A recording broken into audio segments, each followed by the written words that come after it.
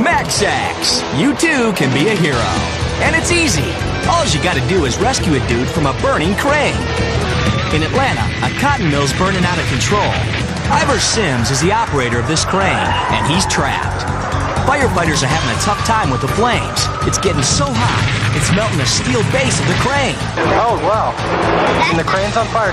The 220-foot crane's heating up. The control module of the crane itself had caught fire and combusted just mainly from the heat. So Ivers has to crawl over the concrete counterweight. It's the only thing on the crane that ain't burning hot. The concrete protects him from the fire, but the crane could go any minute, and Ivers would be history. We saw the crane operator, and we all looked at each other and said, okay, well, we got to get him down. Now, how are we going to do it? Firefighter Matt Mosley's going to give it his best shot with a chopper. Now they've got a fireman on the end of that line. The line is a 100-foot line below the aircraft. The thought of doing a rope rescue from a helicopter was unnerving. Well, there's not as much room for error. And I remember looking down into the mill fire, and you really couldn't see a bottom. It just looked like a big hole in the earth with fire coming up through it. And I thought to myself, I hope he's not going to fly directly over this. The chopper pilot has to make sure not to slam Matt against a smokestack or the crane.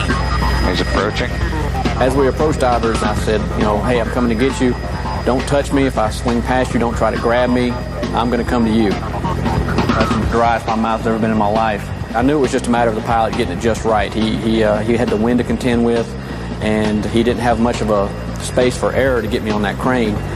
And finally, on about the third or fourth pass, I was able to grab the cable. The helicopter can't move. Otherwise, it could yank Matt and Ivers off the crane before they're ready. Matt fastens a harness to Ivers. He signals he's ready. The chopper takes him up. I've got him. He's secured. He's not going anywhere. It's just up to the pilot now to get us back to the ground. When we flew over the cemetery, I thought how ironic this would be to drop right here. You know, at least it'd be a short trip if anything did happen. They touch down gently to the ground.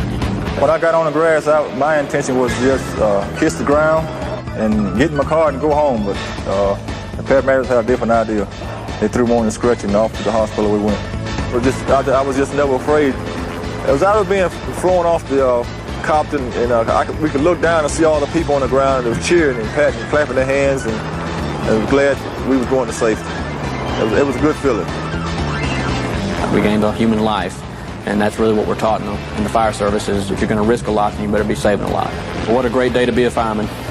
Every time I see him, I give him a shake his hand and give him a hug. You know, he's a friend, and he always will be a friend.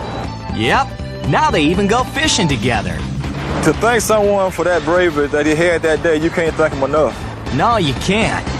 You know, that's the thing with heroes. It ain't about the thanks.